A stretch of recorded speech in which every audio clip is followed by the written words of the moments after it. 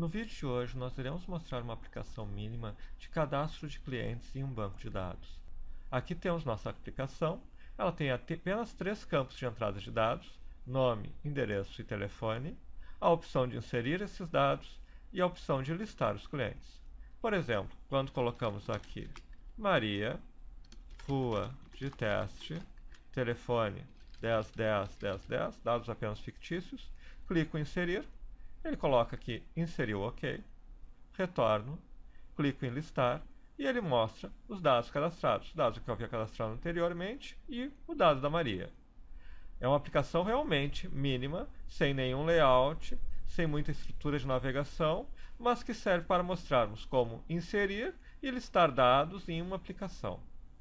Nós iremos construir essa aplicação do zero, ou seja, nós vamos fazer a instalação do banco de dados, a instalação do servidor web e do ambiente de desenvolvimento, e vamos trabalhar com banco de dados, MySQL e PHP, sem uso de nenhum framework, nenhuma geração automática e construindo todo o código do zero, passo a passo.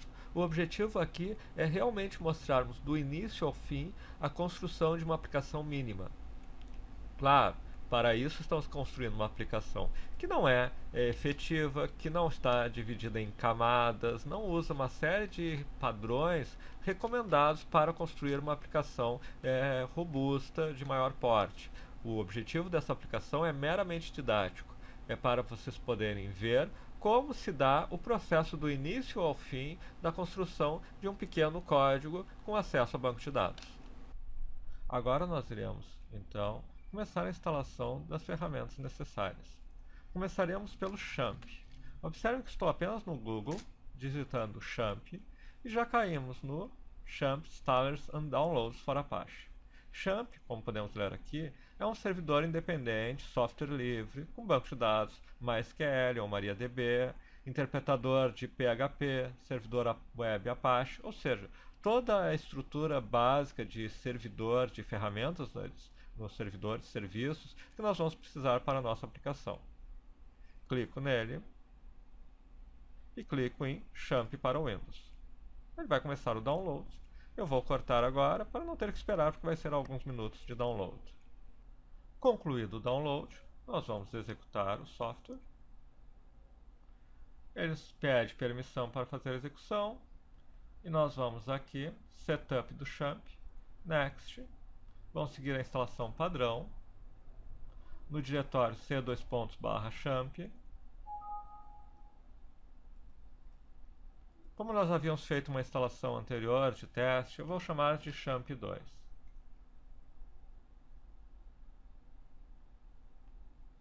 Não quero aprender mais sobre outras propagandas. Next. Red, Next. E ele está fazendo a instalação.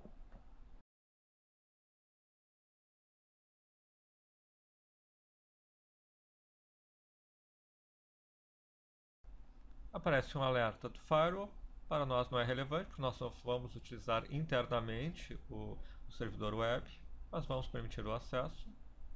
E agora, completou a instalação, clico Finish, seleciono a linguagem como inglês,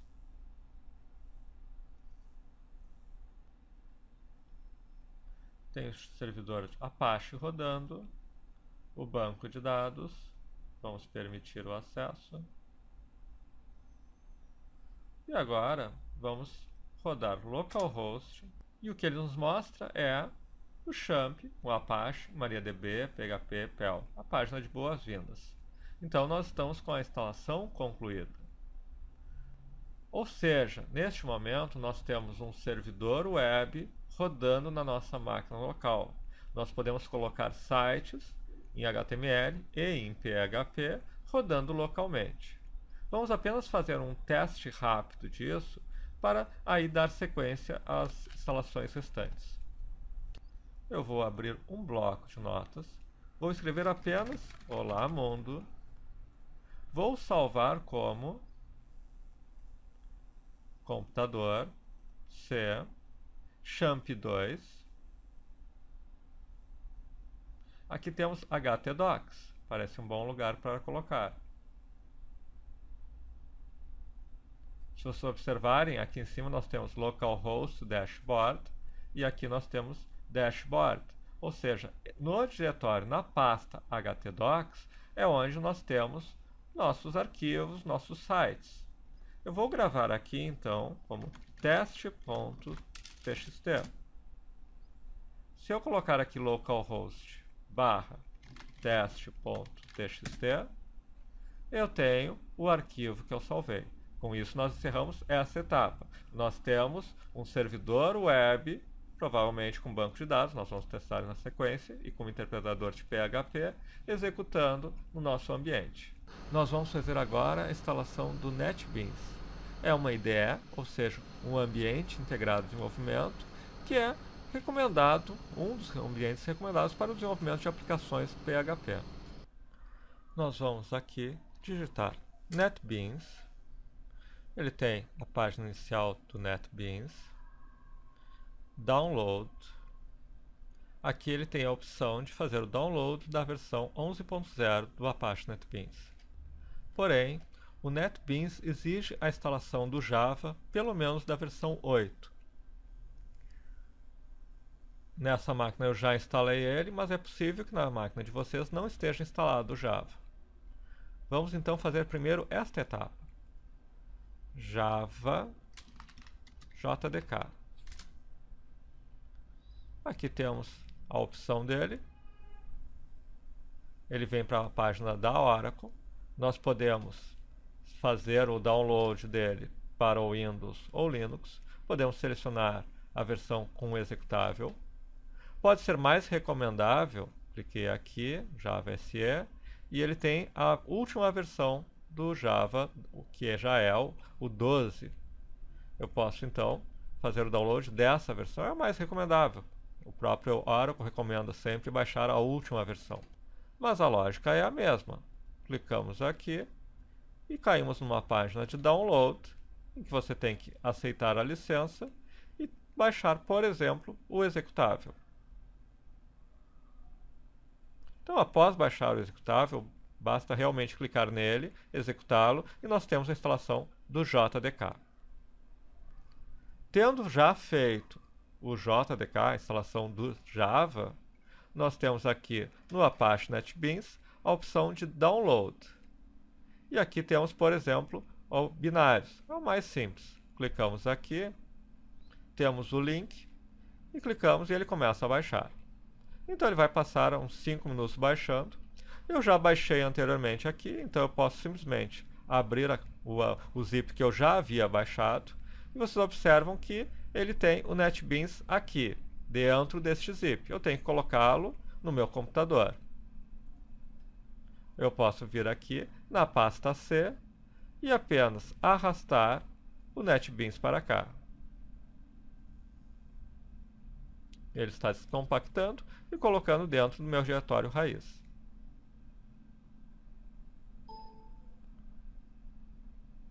Agora eu tenho aqui NetBeans. Se vocês olharem a documentação que fala aqui da instalação, mas no caso da última versão, pelo menos neste momento ela estava em inglês, eu tenho que clicar em NetBeans, bin. Bin é normalmente utilizado para os binários, os executáveis, então os executáveis do nosso NetBeans, e aqui NetBeans 64. Se der um erro, pode ser porque o Java não está instalado na máquina de vocês, é aquela operação anterior que nós havíamos mencionado.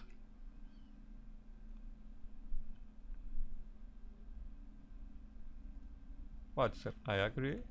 E temos agora o nosso NetBeans aqui instalado. Então, o que nós fizemos? Nós fizemos a instalação do XAMPP, onde temos um servidor web, que nós já testamos, e um servidor de banco de dados, que nós vamos testar em seguida, e agora acabamos de instalar nosso ambiente de desenvolvimento, o NetBeans IDE. Vamos agora criar um novo projeto, e nós queremos um projeto PHP, aplicação PHP. Next. Ele pede mais uma questão aqui. Vamos selecionar Download and Activate. Next. Eu aceito. Install.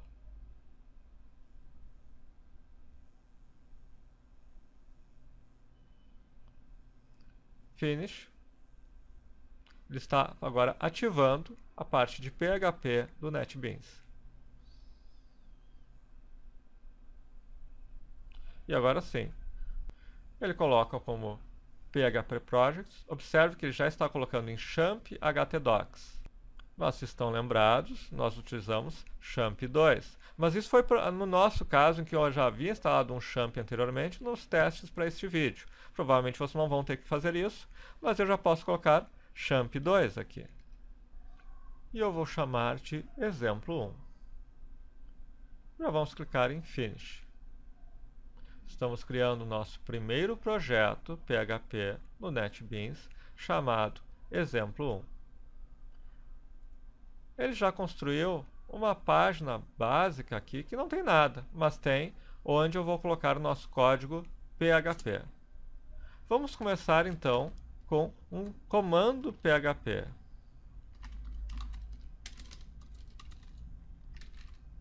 Se vocês estão lembrados do e-book sobre JavaScript, nós vimos alguns comandos de saída no JavaScript, como console.log, o alert. Estamos fazendo a mesma coisa aqui no PHP.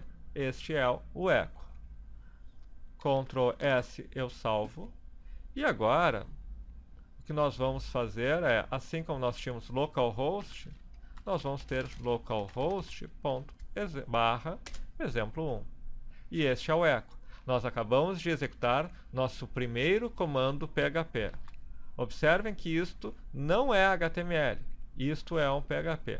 E aqui vale a pena nós fazermos uma pequena pausa para falarmos um pouco sobre as diferenças entre o JavaScript e o PHP. E eu não me refiro à diferença de sintaxe, que vocês vão ver que é muito simples. Sempre que você tem uma nova linguagem, vão existir funções, comandos um pouco diferentes, alguns detalhes. Claro, quando você vai além do básico, as linguagens se tornam muito diferentes entre si. Mas aqui no conhecimento básico, comandos de fluxo, variáveis, elas são parecidas. A diferença que eu quero falar sobre o JavaScript versus o PHP, que é a diferença mais fundamental, talvez, pelo menos para quem está iniciando a entender, é que o JavaScript roda no cliente. Ou seja, quando você acessa um site web, é na sua máquina que o JavaScript está executando. O PHP executa no servidor, ou seja, é a máquina que está rodando como servidor que vai gerar, vai interpretar o PHP e vai gerar um código HTML. Observem aqui, eu vou criar um código JavaScript, script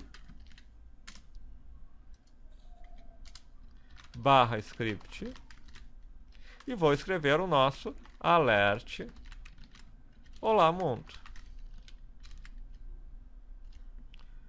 Vou salvar e vamos ver este código rodando aqui. Ele disse olá, mundo, e ele exibiu este é o echo. Mas ao olharmos o código fonte da página, o que nós percebemos? Está aqui o alert olá, mundo. Isso foi transmitido do servidor para a sua máquina local. E nela, o interpretador JavaScript leu alert olá, mundo. Como está entre script e /script, ele sabe que não é um código HTML, que é um código que ele precisa executar. E ele usa o interpretador JavaScript dele e executa aquela operação. Ele faz olá, mundo. Mas aqui no corpo não tem nenhum código PHP, porque não foi transmitido nenhum código PHP para o cliente. O cliente recebeu este é o echo. Este é o echo foi o comando que nós fizemos no PHP e o que o servidor executou para exibir a página, enviar junto no HTML este texto aqui. Essa diferença é fundamental em vários aspectos. Um deles é que, via de regra, aplicações que acessam bancos de dados rodam no servidor. Por quê? Porque nós não queremos que o cliente, que é a sua máquina, tenha diretamente acesso ao banco de dados, porque isso seria um risco de segurança muito grande. Então, a sua máquina, quando acessa, seja um banco, seja a aplicação mais simples de cadastro de usuários, como essa que nós vamos criar. Ela envia informações para o servidor executa um PHP que vai ler dados, inserir dados, enfim, fazer operações, e vai retornar uma página que tem HTML e que pode ter junto códigos JavaScript. Mas é no servidor que toda a operação de banco de dados acontece. É por isso também que nesta pequena aplicação aqui, nós tivemos que optar por usar PHP e não JavaScript. Mas ao longo da construção dela, vocês verão que a lógica de programação, os comandos básicos de variáveis, de controle de fluxo, etc., são extremamente semelhantes entre as duas linguagens. Vamos então agora criar nosso formulário para a entrada dos dados que nós vamos inserir no banco de dados. Tiramos esse eco e colocamos o quê? Um form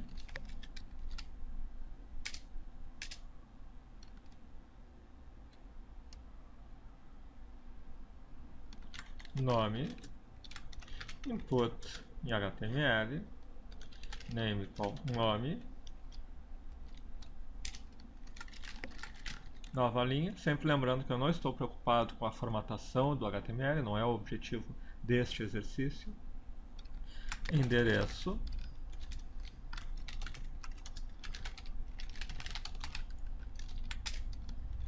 e telefone.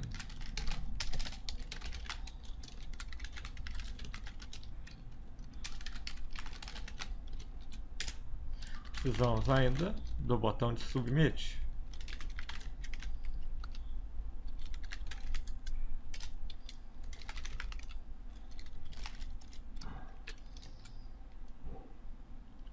Pois bem, este é o nosso formulário. O que nós faremos diferente de alguns testes que fizemos com formulários no JavaScript é que aqui a interpretação dos dados do formulário será feita no servidor. Nós vamos criar uma outra página, a página inserir.php. E nós vamos definir aqui no form o action igual inserir.php.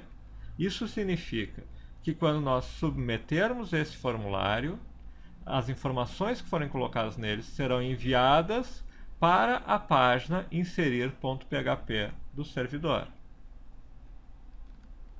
Eu salvo.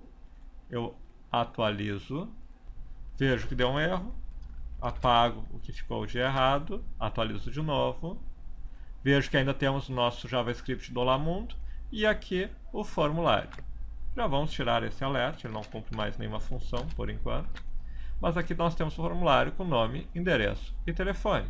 Se eu executar, ele vai dar um erro, porque eu ainda não fiz o inserir.php. Vamos fazê-lo então. Eu vou apenas dar um copy desse index, renomear como inserir, e neste inserir, por enquanto, eu só vou escrever esta é a página do inserir.php. Então, agora, ao executar novamente, ele vem para esta é a página do inserir.php. O que nós precisamos fazer agora?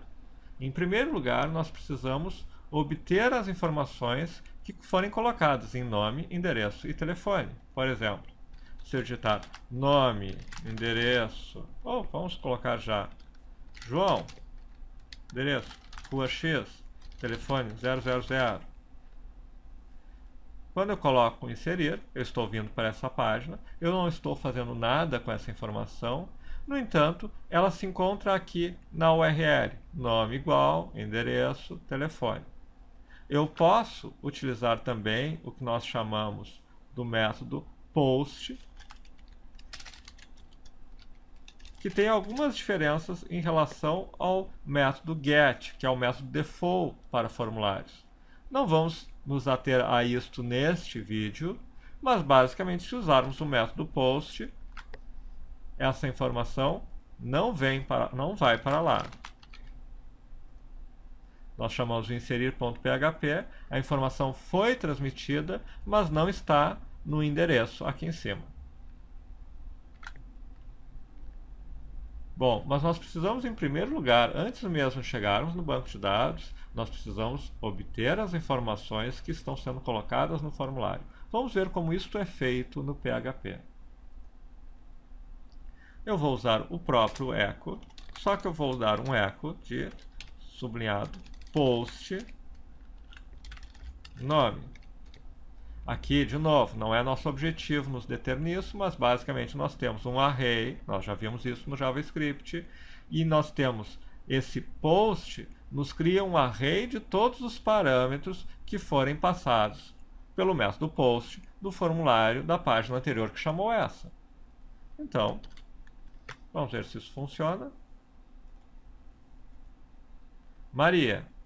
Esta é a página do inserir.php e eu dei um eco do que veio da página anterior, do Maria. Posso botar endereço, telefone, vai funcionar da mesma forma. O que nós precisamos agora é inserir esses dados no banco de dados. E agora nós vamos na parte do MariaDB, do banco de dados em si. Nós vamos agora voltar para nosso XAMPP e observe, aqui nós temos MySQL e eu posso clicar em Admin. Nós estamos entrando numa tela de administração do MySQL, do banco de dados. Existem outras ferramentas, você pode baixar ferramentas na internet que permitem que a gente manipule o banco de dados e que, inclusive, eventualmente são mais sofisticadas do que essa. Mas para o nosso propósito, a ferramenta que veio junto com o XAMPP, o phpMyAdmin, é o suficiente. Nós aqui vamos clicar em New, Novo, e nós vamos criar uma nova base de dados. Nós temos o MySQL e dentro dele podemos ter várias bases de dados, seriam bancos de dados com determinadas informações. A nossa vai ser vamos dizer, a empresa X, por exemplo. Criar. E agora vamos criar tabelas. Em bancos de dados relacionais, as informações que queremos ficam em tabelas. Claro, em cursos de bancos de dados, isso é visto em muito mais detalhe do que eu vou passar aqui. Mas eu vou criar uma tabela, a tabela clientes, que vai ter 4 colunas. Assim como a tabela é onde a estrutura, onde está a informação, as colunas são os campos em que nós colocamos essa informação. Vocês podem pensar, por exemplo, como uma pasta, a pasta clientes, e dentro delas teremos várias fichas com 4 campos, 4 informações para cada cliente. Criado isso, vamos definir essas informações. O ID, isso é importante, em banco de dados nós vamos ver mais detalhes, por quê, mas é um identificador único de cada cliente. Não nos adianta pensar em usar o nome, pode ser que 2 pessoas tenham um nome igual, podem ter até nome e sobrenome igual, mas todas vão ter um identificador único, um código do cliente, um ID, que é um inteiro, int, vamos colocar aqui o tamanho 11, vamos colocar que ele é a chave primária, não vamos nos deter aqui e explicar o que isso significa, são questões dos bancos de dados, mas existe uma chave primária que nos facilita o acesso à informação, e aí é autoincremento. Nós não vamos dizer qual é o ID de cada dado que nós colocarmos no banco de dados. Ele vai ser um contador. O primeiro cliente que for colocado vai ser o ID1, o segundo o ID2 e assim vai. Nós não vamos nos preocupar em inserir o ID. Nós vamos nos preocupar apenas em inserir o nome, que é varchar, um campo de caracteres de tamanho variado, de no máximo 255, endereço e telefone. Telefone nós podemos deixar um tamanho menor, por exemplo, 15. E guarda, seria o save, está traduzido para o português, guardar. E nós temos aqui então o ID, uma chave primária, nome, endereço, telefone. Se eu executar um select, ele diz que não retornou nenhum registro. Vamos ver se a gente quiser inserir um registro. Vamos manualmente dizer que nome é simplesmente teste teste, teste. Vamos agora aqui no SQL, executar, e nós temos o nosso primeiro registro na base de dados. Teste, teste, teste. Só que, claro, nós usamos a interface. Nós queremos que o nosso programa faça a inserção. Vamos ver agora, então, um código que faz a inserção de uma entrada na tabela clientes da empresa X. Esse código, obviamente, vai vir em inserir. Nós vamos criar uma função, como já vimos no nosso e-book. E aqui nós temos que começar, em geral, quando nós estamos usando algum sistema que acessa um banco de dados, nós começamos fazendo o que se chama de uma conexão com esse banco de dados. Esta conexão, por exemplo, no PHP, utiliza este comando, é uma opção de conexão, e este comando recebe como parâmetros uma informação que diz que é um banco de dados MySQL. O endereço dele, no caso, é localhost, mas veja, poderia ser um nome de uma outra máquina na internet, talvez numa rede local, em que uma máquina está rodando o aplicativo e outra máquina é um servidor de banco de dados. Eu tenho o nome do banco de dados, como nós chamamos ele? Nós chamamos ele de empresa X. Empresa X, e aqui com o usuário root. Não é o nosso objetivo aqui falar sobre as configurações de usuários, de acesso. Obviamente existem questões vinculadas a isso. Aqui estamos indo pelo default que o sistema cria para nós. Esta conexão, ela é atribuída a uma variável que nós utilizaremos para ter acesso às funções, inclusive as funções de inserir dados no banco de dados.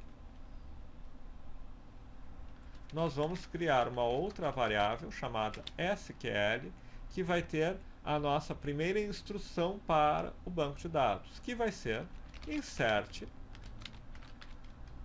into clients. E aqui estamos usando uma outra linguagem, já não estamos trabalhando nem com HTML, nem com JavaScript, nem com PHP. Estamos utilizando uma linguagem chamada SQL. Insert into clientes, nome, endereço, telefone,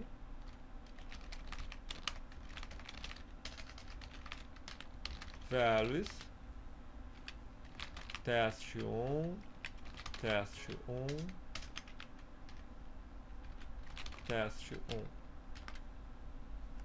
Então, a variável SQL recebe essa string, que é um comando SQL que vai ser enviado para o banco de dados. O comando de insert. Agora eu preciso enviar para o banco de dados que eu me conectei no PDO, o comando que eu escrevi no SQL, nessas duas variáveis. O que eu faço agora é colocar estes comandos aqui. Vamos ver um por um. O $PDO, que é o que recebeu minha conexão com o banco de dados. Prepare, ele prepara para executar essa string, insert into clients, ou seja, esse comando SQL, comando de inserção. E depois execute. Então eu recebo em $comando essa preparação de um comando SQL e faço a execução. Coloco, inserir o OK, se ele me retornar verdadeiro. Se ele conseguir fazer a inserção, ele vai me retornar inserir o OK. Se não, vai dar falso e ele vai me retornar não inseriu o OK.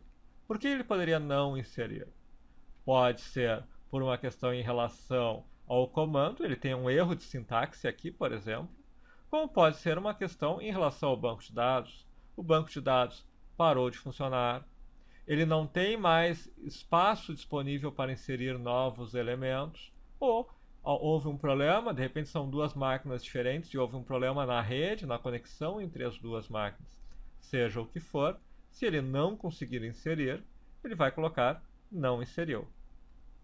Ao dar apenas atualizar aqui, ele me vem com inserir o OK. Eu vou dar um atualizar de novo. Se eu venho agora aqui, SQL, select, é outro comando, eu tenho inserir o teste 1, teste 1, teste 1. Eu já havia inserido uma vez antes, acabei de inserir de novo. Vamos comprovar isso. Troco para teste 2 aqui no nome.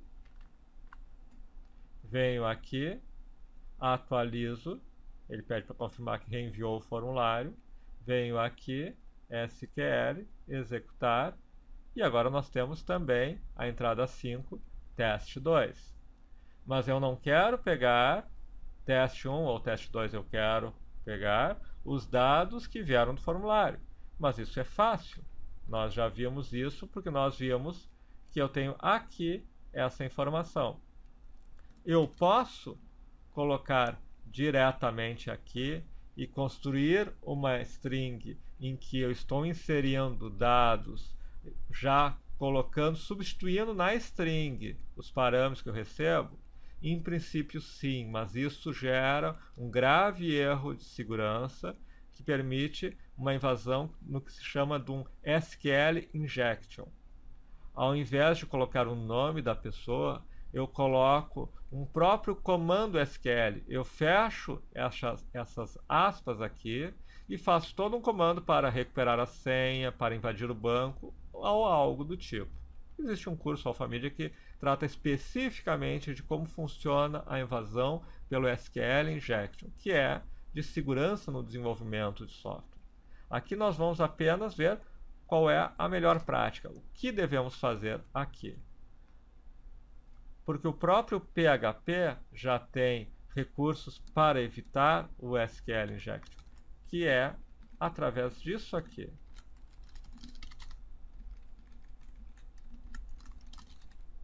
Eu tenho nome, endereço, telefone. Esses 2 pontos diz para o PHP que eu preciso receber esses parâmetros de outra forma e substituir na minha chamada ao SQL. Eu vou colocar $nome igual a teste nome, $endereço igual a teste endereço, e teste telefone igual a teste telefone. Mas aqui eu apenas criei 3 variáveis. Eu preciso de alguma maneira vincular essas variáveis a essa informação. Isso é feito pelos comandos bind param, ligar parâmetros. Eu uso, claro, isso tem que ser depois de eu criar a variável $comando, crio ela nesta linha, preparei o SQL, mas antes de executar ele, eu vou vincular nome, a minha variável nome, endereço, a minha variável endereço, telefone, a minha variável telefone, através da chamada bind param. Então vamos ver se isso vai funcionar agora.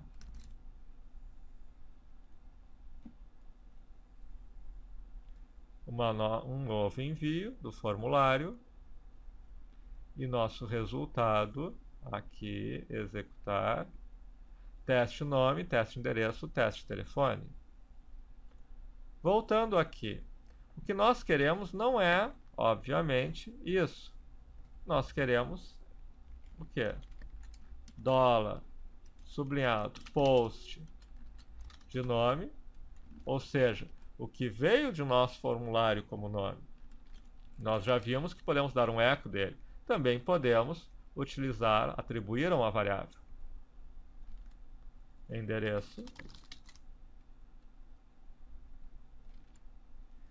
e telefone.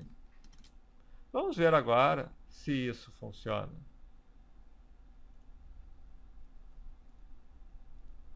Temos então, vamos criar a Maria, endereço da Maria, telefone da Maria, inserir,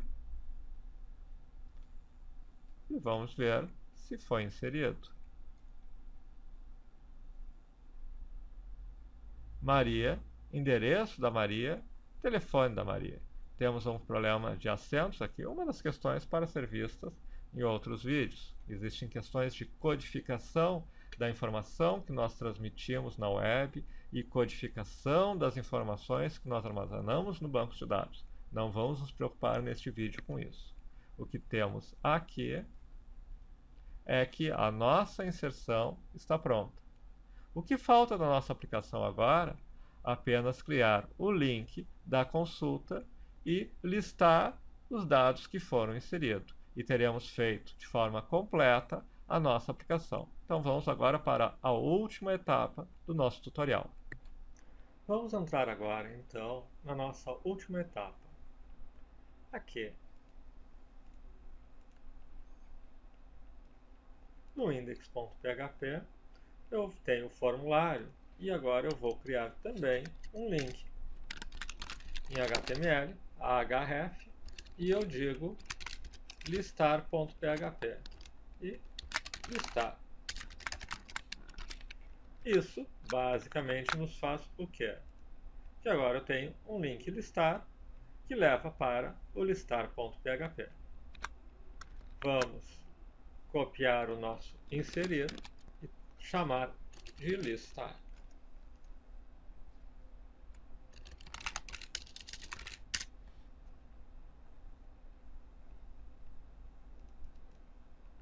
Esse listar vai ter uma função listar, que vai fazer a mesma parte do PDO, mas não essa parte toda aqui. Então vamos tirar tudo isso aqui, vamos chamar de listar, e aqui dentro vamos fazer o quê? Primeiro, nós vamos fazer só a exibição da estrutura onde vão os dados, uma tabela em HTML.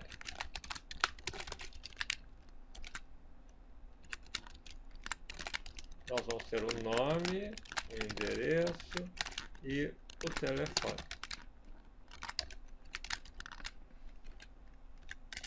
Vamos criar dois itens fictícios. Nome 1, aqui precisamos ter um tr, iniciando a linha, no HTML, td nome, endereço 1, eco, td fone 1. Terminamos nossa linha. Vamos fazer só terminar nossa tabela. Então, por enquanto, apenas isso. E está aqui. Nome, endereço, telefone, nome 1, endereço 1, fone 1. Obviamente, o que precisamos agora é ler a tabela e para cada entrada na tabela, ou seja, para cada cliente inserido na tabela, nós temos que executar a linha os códigos que incluem essa linha, colocando os dados do mesmo. Primeiro vamos fazer o select em si.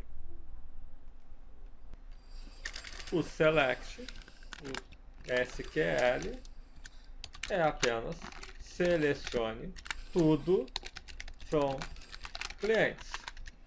Selecione todos os dados do cliente. Agora eu tenho que, para cada dado, executar uma operação. For each data. For each é uma função que já foi mostrada em alguns dos nossos vídeos no passado e que nós podemos usar aqui. Nós mostramos em JavaScript, em PHP, ela faz em essência a mesma coisa. Mas for each do que? Para cada do que? Nós temos um comando no PDO, que o PDO é o que? É aquilo que está acessando o banco de dados, aquela variável que recuperou um acesso ao banco de dados. Nós temos uma função chamada query, query de $SQL. Esse comando faz com que para cada item retornado da query, da consulta ao PDO, com este código, para cada item do select asterisk from clients, eu vou colocar ele na variável $roll e vou fazer uma execução. Que execução vai ser essa? Echo tr td, ponto é uma concatenação, ou se ficar mais fácil de entender, echo row, nome, convenção, echo, outro TD, echo, $row, endereço, echo, outro TD, e echo, $row de telefone.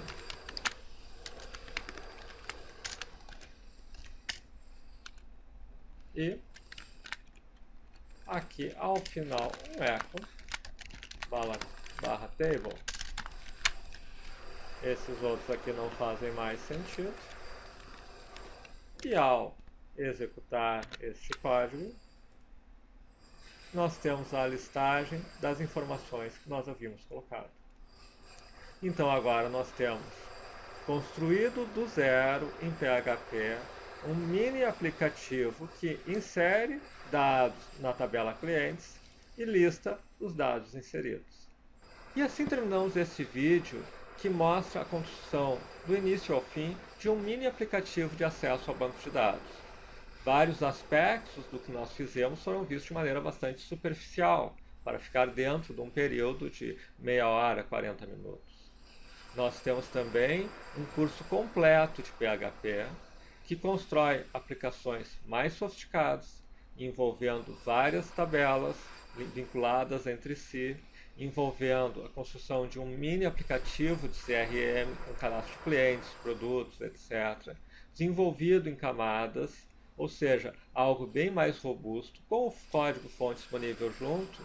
E nós estamos oferecendo dentro desse vídeo, dentro da página em que esse vídeo se encontra, numa promoção especial. Consulte, se interessar, se gostou desse vídeo, deseja saber mais sobre PHP e principalmente ter acesso a códigos-fontes que mostram um esqueleto de uma estrutura bem mais completa de programação em PHP com banco de dados, aproveite nossa promoção, pode ser do seu interesse, que envolve realmente um volume grande de vídeos, grandes de códigos-fontes, e envolve estruturas de dados em PHP, lógica de programação em PHP, construção do CRUD, que é a aplicação que permite criar, ler, deletar registros nos bancos de dados, e ainda um exemplo prático construindo um mini aplicativo em CRM. De todo modo, espero que tenha gostado desse vídeo, tenha sido interessante, e todo comentário, toda sugestão é sempre bem-vindo.